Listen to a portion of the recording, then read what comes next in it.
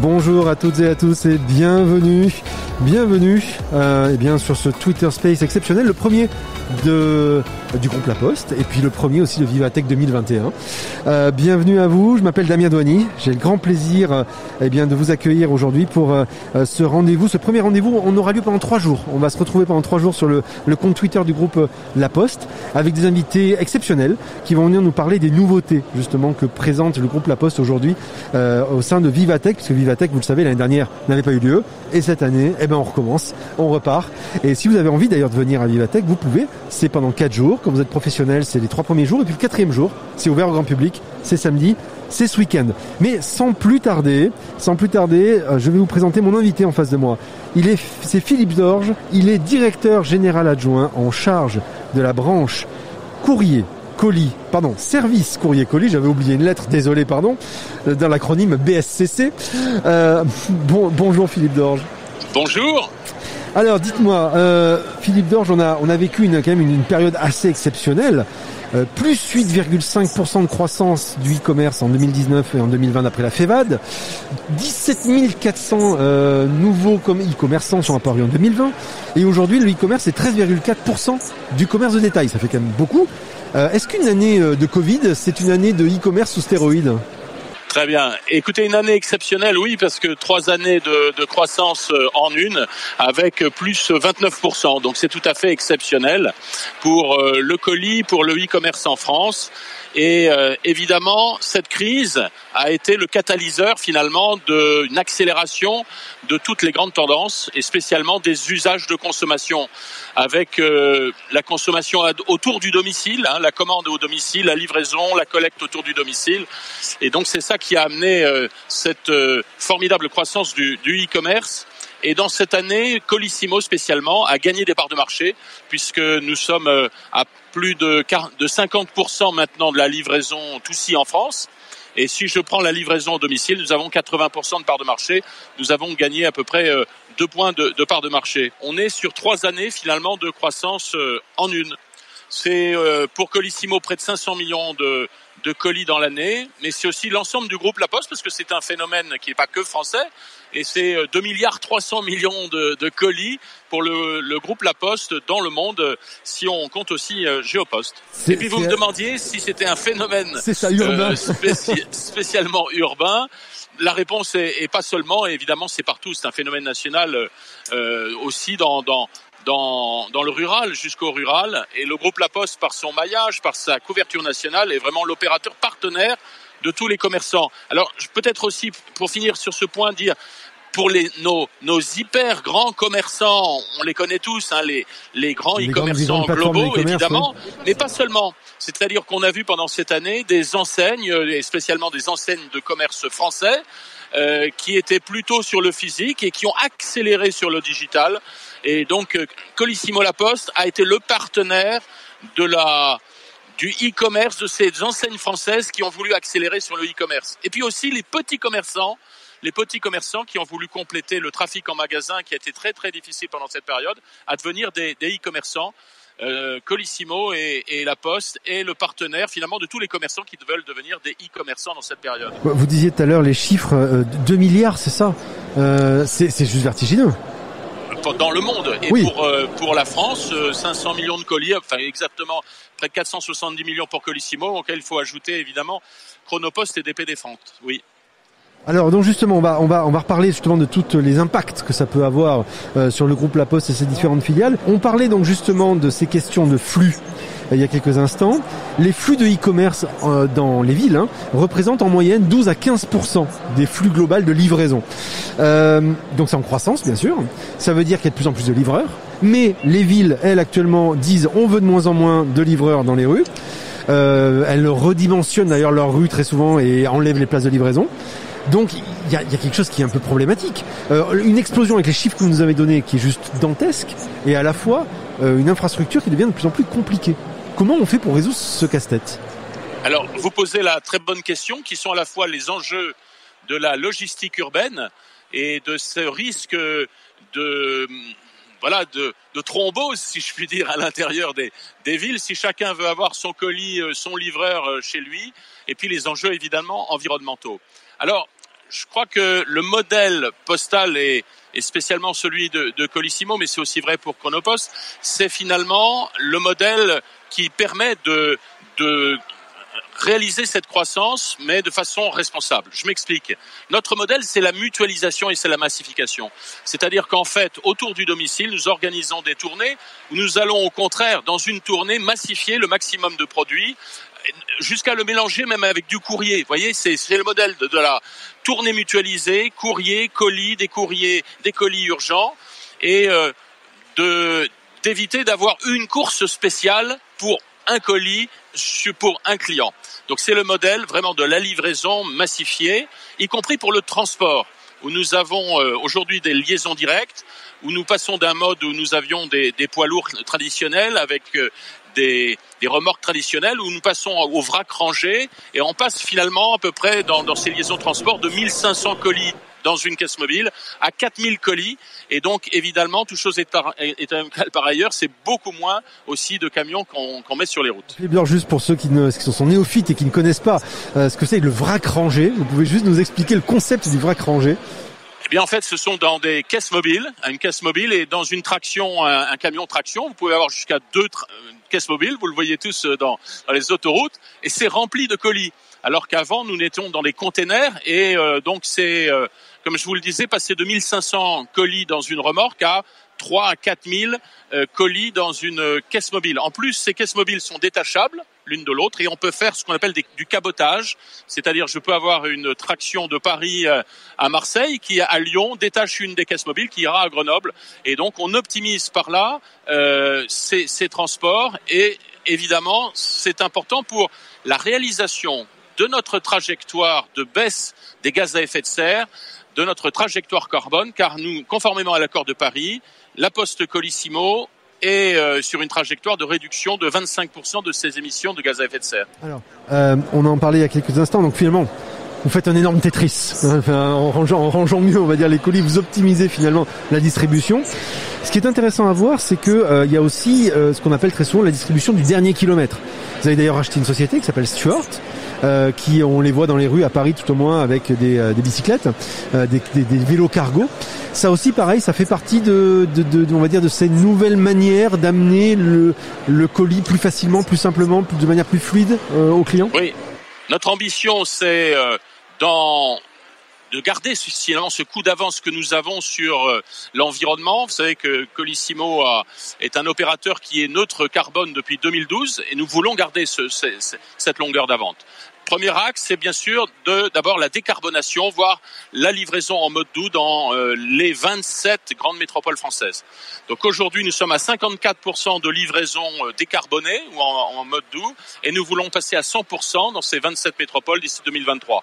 Nous allons le faire tout simplement en investissant, spécialement aussi dans des véhicules électriques. On en a 7000 en 4 roues. Nous allons en avoir 4500 de plus. Et d'ailleurs, ce sont des véhicules qui sont très appréciés de nos facteurs et de nos livreurs en centre-ville. Donc, c'est la décarbonation et le mode doux, avec aussi tout un programme de développement des vélos cargo, notamment, dans l'ensemble de ces centres-villes. Et puis, comme vous l'avez dit, avec des modalités de livraison de plus en plus différenciées, et notamment l'organisation de points de logistique avancés, d'établissements de logistique urbaine, voire des points dépôts qui sont très avancés dans les centres-villes.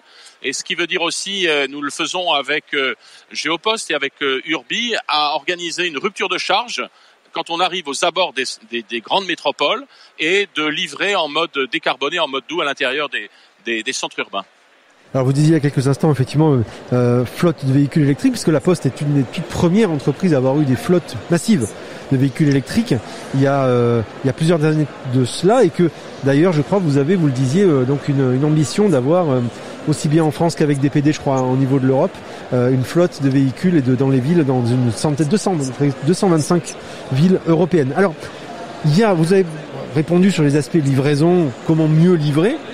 Côté client, ce qu'on voit, c'est qu'il y a une étude qui a été faite récemment par l'IFOP qui montre que 72% des cyberacheteurs citent la livraison comme le critère le plus important lors de l'achat. Et donc ça montre jusqu'à 85% des répondants qui se disent prêts à changer de site internet, donc de plateforme, pour bénéficier d'une livraison qui soit plus adaptée à leurs besoins. Donc ça veut dire que finalement aujourd'hui, la livraison fait partie intégrante de l'expérience d'achat de ces grandes plateformes. Or on le constate très souvent, on n'est pas forcément chez soi, ou on a raté la personne, bref, on n'est pas livré comme on pensait l'être. Comment on peut optimiser ce qu'on appelle le taux de délivrabilité, donc en gros le fait d'être sûr d'avoir son colis, en faisant en sorte que finalement le livreur il évite de refaire une tournée, le client il est content, il l'a tout de suite, et tout ça c'est des coûts en plus de stock. Comment on peut arriver à réduire ça ? Alors, c'est à la fois comment concilier, et c'est tout à fait convergent, l'expérience client, la satisfaction de nos clients destinataires, qui sont les clients de nos clients en réalité, lorsqu'on parle des e-commerçants, et finalement, vous l'avez dit, à la fois l'efficacité, la performance de nos livraisons, et puis la RSE derrière, puisque c'est de la non-valeur ajoutée et c'est du déplacement inutile si on rate la livraison. Alors, du côté de Colissimo, nous avons finalement 3 modes de livraison qui répondent à ces attentes de nos clients et sur lesquels nous voulons apporter vraiment la maximum de qualité de service. C'est d'abord la livraison à domicile. Les Français nous disent, nos clients nous disent, malgré tout, c'est ce que je préfère, je ne me déplace pas, je veux être livré à mon domicile. Il faut savoir évidemment, dans cette période de confinement, nous réussissons beaucoup plus, bien sûr, la livraison dès la première présentation au domicile. Mais même en cette fin de 3e confinement, alors que l'activité repart, nous réussissons cette première livraison à 95%. Donc je crois que c'est important de se le rappeler, la livraison à domicile, en plus par ce que je vous ai expliqué, cette massification de nos tournées, elle est bonne aussi pour l'environnement. Et donc la livraison à domicile, par rapport même à un hors domicile où les clients seraient eux-mêmes obligés de se redéplacer, elle est bonne aussi pour la planète.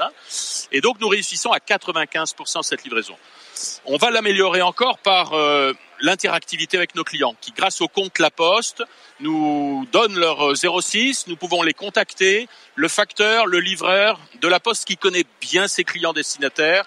D'abord, c'est à peu près à quel moment les gens sont là, ils le savent. C'est la compétence de nos facteurs qui est là. Et s'il y a un doute, une difficulté, ils vont appeler le client pour s'assurer que ils peuvent vraiment déposer selon les choix de nos clients. La deuxième, bien sûr, c'est le hors domicile, et nous avons l'offre la plus dense du marché, puisque nous avons chez Colissimo 23 000 points de relais possibles pour nos clients. Donc pour le client qui veut vraiment un relais sur son trajet, par exemple domicile de travail, on va lui proposer le réseau le plus complet de hors domicile. D'abord avec les 8500 points postaux de nos bureaux de poste, auxquels on ajoute les 13 000 points relais commerçants, les 300 consignes de pick-up et sans compter l'ensemble des carrés pro où les clients peuvent venir. Donc c'est vraiment le choix le plus dense possible de ce hors domicile. Et puis la troisième modalité de la livraison qui intéresse nos clients, c'est le retour. Vous savez, j'ai essayé un produit, je veux le retourner au commerçant. Qui est un argument aujourd'hui des plateformes d'e-commerce qui est très très fort justement. Absolument. Et là, nous sommes le seul opérateur, Colissimo, à proposer tout simplement l'expédition retour boîte aux lettres. Et donc, de façon très simple sur laposte.fr, de pouvoir renvoyer son colis depuis chez soi sans avoir à se déplacer. Donc, ce sont 3 usages vraiment qui correspondent aux attentes de nos clients. Et au cours de cette fin d'année 2020, nous avons généralisé la seconde présentation systématique au domicile. C'est-à-dire, si la première livraison n'est pas réussie à 95%, je vous le disais, donc il reste 5%, eh bien, choix par défaut, sauf si le client nous a demandé de le mettre en bureau de poste, nous repassons une deuxième fois systématiquement. Et ça, on le voit dans nos indicateurs qualité, satisfaction client, c'est très très positif. Alors Philippe Dorge, il y a autre chose aussi, on le voit sur les réseaux sociaux très souvent, des gens qui prennent des photos de leur colis et qui disent, alors pas à la poste, mais qui disent à la société à qui ils ont acheté, vous êtes bien gentil, mais le gros colis qui est pas rentré dans ma boîte aux lettres juste pour le tube de dentifrice, vous ne trouvez pas qu'il y a un peu un truc bizarre? Et c'est clair que très souvent, on voit des choses un peu bizarres, qui sont 3 livraisons de 3 produits distincts alors que vous avez fait une seule commande à la même plateforme, ou bien donc des colis qui transportent du vide finalement, et vous transportez du vide parce que ce qui est dedans est tout petit. Donc pour vous, c'est de la perte de place typiquement. Comment vous optimisez ça aussi, ou comment vous allez essayer d'optimiser ça? Alors d'abord, Je crois que nos clients peuvent exiger la livraison par la poste, hein, ça c'est tout à fait possible. Et le fait d'exiger la livraison la poste, ça évitera quelquefois d'avoir 2-3 opérateurs de livraison qui viendront le même jour à votre domicile. Donc ça c'est le premier point. Et évidemment, c'est de travailler sur les emballages. Donc nous travaillons avec nos clients, commerçants, pour optimiser ces emballages pour ce que vous avez indiqué, qui éviter le maximum de vide. Mais on veut aller au-delà. Dans ces colis, dans ces emballages, il y a le recyclage d'abord des emballages et la réutilisation de ces emballages. Donc déjà, tous les emballages de la Poste, les prêts à envoyer notamment, sont 100% recyclés. Mais il y a le sujet de la réutilisation. Et donc, on travaille en ce moment même avec un certain nombre de nos grands clients, e-commerçants français, sur ce sujet des consignes quelque part d'anciens emballages qui pourraient être réutilisés 100 fois. Et je crois d'ailleurs que sur le stand de Vivatech, nous travaillons, vous allez voir une ou deux startups qui travaillent avec nous sur ces sujets, avec des emballages qui peuvent être réutilisés jusqu'à 100 fois. Et de façon très simple, puisque nous avons le courrier, et donc de replier, voyez l'emballage, ça passe dans la fente d'une boîte aux lettres de rue, et la Poste peut aussi réacheminer dans flux retour ces emballages. Donc ça, c'est quelque chose que nous voulons vraiment lancer très très vite pour faire aussi, pour participer, comme vous l'avez dit, à ces actions pour l'environnement. Oui, parce qu'il y a un impact réel quand on voit les poubelles qui débordent, effectivement, de recyclage, qui débordent de cartons de livraison. Alors, pour finir cet entretien, d'abord pour ceux qui sont en train de nous écouter sur Twitter, merci à vous d'être là pour ce premier Twitter Spaces. Si vous avez envie de nous faire un petit coucou, vous pouvez appuyer sur le petit bouton en bas, là, le petit cœur, et puis vous pouvez nous faire comme ça des clap, des 100%, des tout ce que vous voulez, qui peuvent nous soutenir et qui nous permettent de savoir que vous nous écoutez, que vous appréciez ce que nous sommes en train de vous dire, ce que Philippe Dorge est en train de vous dire. Puis vous pouvez aussi partager ce Twitter Space juste avec la petite flèche en bas à droite. Philippe, on va rester encore quelques minutes ensemble, on va parler d'innovation. On va parler d'innovation et on va justement essayer de voir aujourd'hui 3 innovations. La première peut-être c'est dans les centres colis, donc les centres industriels de logistique que vous avez aujourd'hui. Comment est-ce que vous êtes en train de les optimiser pour justement faire en sorte d'être plus flexible et justement faire face à cette augmentation très forte du volume? Alors c'est d'abord en étant capacitaire, et Colissimo La Poste a été le seul opérateur finalement capacitaire en 2020, compte tenu de cette progression, et spécialement dans la peak période. Vous savez, au moment de Noël, à partir du Black Friday, on est passé de 2 millions de colis par jour à plus de 4 millions de colis. Et donc la Poste Colissimo est vraiment l'opérateur qui peut faire face en tout point du territoire en ces périodes de peak activité. Ça, nous pouvons le faire parce que nous avons investi il y a 3-4 ans. Nous pressentions qu'il y aurait une vague de e-commerce. Évidemment, on l'imaginait pas si tôt et aussi haut, mais nous avons fait les investissements. Nous avons 5 nouvelles plateformes, nouvelle génération sur le territoire français, et notamment avec des équipements, notamment de trieurs, de dernière génération, qui peuvent trier jusqu'à 37 000, 38 000. On peut même pousser à 40 000 colis triés à l'heure, avec beaucoup plus de portes d'entrée et de portes de sortie. En gros, le colis peut rester 3-4 minutes à l'intérieur, et même moins avec les bypass, à l'intérieur de ces plateformes, et immédiatement, par des liaisons directes, repartir vers la destination. Avec des liaisons directes qui permettent d'accélérer aussi pour les clients qui le souhaitent vers le J+1. Il y a aussi des clients qui préfèrent le slow, la livraison tout à fait tranquille. Mais voilà, le e-commerce, il y a cette quand même accélération. Donc ça, c'est la première innovation. On a parlé des caisses mobiles, du vrac rangé, ça c'est une grande innovation aussi dans notre métier. Il y a aussi les Express Snoot, ce sont des bras articulés qui permettent le chargement et le déchargement. Et puis peut-être aussi, parce qu'on est à Vivatech, parler de digital et d'intelligence artificielle. Bien sûr. La donnée, et en particulier grâce à l'intelligence artificielle, de mieux travailler sur les fausses directions. Alors une fausse direction, c'est quoi? C'est une adresse qui est mal renseignée, c'est un nom qui ne correspond pas à un numéro de rue, c'est une erreur de code postal. Voilà. Et donc l'intelligence artificielle nous permet, dans nos machines de tri, à la vitesse du tri, de redresser les adresses pour aller chercher dans nos bases de données, tout à fait conformes RGPD, je vous le rassure, l'adresse la plus probable, et éviter que le colis soit satellisé ou mette 3-4 jours à faire le tour de la France et d'arriver avec plus de chance. Donc ça améliore aussi le taux de livraison Alors quand on est client, évidemment, on n'imagine pas on n'imagine pas toutes les subtilités logistiques qu'il y a derrière. Et de logistique qu'il y a derrière, mais c'est extraordinaire et grâce aussi à nos postières et postiers qui sont très engagés. Alors justement, vous expérimentez quelque chose, je crois, qui s'appelle l'appel facteur. C'est quoi en 2 mots? C'est quelque chose que vous êtes en train de mettre en place?